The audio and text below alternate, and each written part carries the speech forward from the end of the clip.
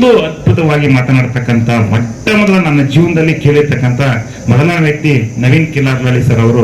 ಅವರ ಭಾವನೆಗಳನ್ನ, ಅವರು ಮಾತನಾಡ್ತಕ್ಕಂಥ ಹೆಣ್ಮಕ್ಳಿಗೆ ಕೊಟ್ಟಿರ್ತಕ್ಕಂಥ ಗೌರವನ ಮತ್ತೆ ಯಾರು ಸಮೇತ, ನಾವು ಸಮೇತ ಅದೇ ರೀತಿ ಕೊಡ್ಬೇಕು ಅಂತಕ್ಕಂಥದ್ದು. ಯಾಕಂದ್ರೆ ಒಬ್ಬ ಉಪನ್ಯಾಸ ನೀಡ್ತಕ್ಕಂಥ ವ್ಯಕ್ತಿ ಅವನ ಮಾತು, ಭಾಷೆ, ಶೈಲಿ, ಎಲ್ಲರೂ ಈಗ ದಾರಿ ಹೋಗಾರೆಲ್ಲ 3 ಗಂಟೆ ಮಾತಾಡ್ತಾರೆ, ಆದ್ರೂ ಏನಕ್ಕೆ ಬಂತೇಳಿ ಊಟಕ್ಕೆ ಉಪ್ಪಿನಕಾಯಿಗೆ ಇಲ್ಲಲ್ಲ, ಆ ರೀತಿ ಮಾತನಾಡ್ತಾರೆ.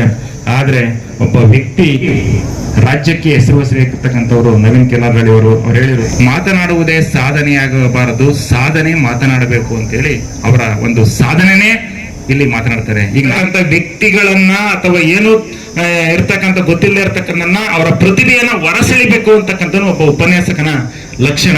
ಅಂತ ಒಂದು ಉಪನ್ಯಾಸಕ ಯಾರ್ಯಾರಲ್ಲಿ ಏನ್ ಪ್ರತಿಭೆ ಇದೆ ಆ ಪ್ರತಿಭೆನ ಹುಡುಕಿ ತೆಗಿತಕ್ಕಂಥದ್ದು, ಓರೇಚಿ ನೋಡ್ತಕ್ಕಂಥದ್ದು ನಮ್ಮ ನವೀನ್ ಸರ್ ಅವರು ಮಾಡಿದ್ದಾರೆ. ನಾನು ಶಿವಣ್ಣರು ಸುಮ್ಮನೆ ಫೋನ್ ಮಾಡಿದ್ರು, ಏನಣ್ಣ ಯಾವ್ದಾದ್ರು ಒಂದು ಕಾರ್ಯಕ್ರಮ ಮಾಡ್ತಾ ಇರ್ತೀನ ಅಂತ ಹೇಳಿ ಕೆಲವೊಂದಿದ್ದೀನಿ.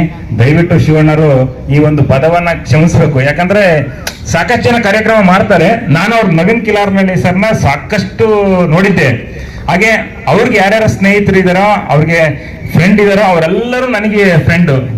ಅದಕ್ಕೋಸ್ಕರ ನಾನೆಲ್ಲೋ ಒಂದ್ ಕಡೆನೆ ಇಂಥ ಒಂದು ಕಾರ್ಯಕ್ರಮವನ್ನ ನಾನು ಮಿಸ್ ಮಾಡ್ಕೊಂಬಿಟ್ಟೆ, ಏನೋ ಅಂದ್ಕೊಂಡು ನನಗೆ ಪಶ್ಚಾತ್ತಾಪ ಆಯ್ತು.